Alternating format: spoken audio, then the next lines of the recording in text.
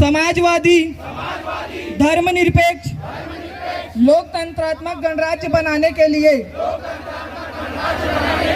तथा उसके समस्त नागरिकों को तथा उन सब में व्यक्ति की गरिमा और राष्ट्र की एकता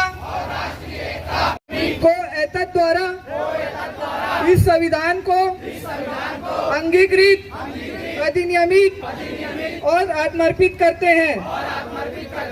भारत देश जिंदाबाद।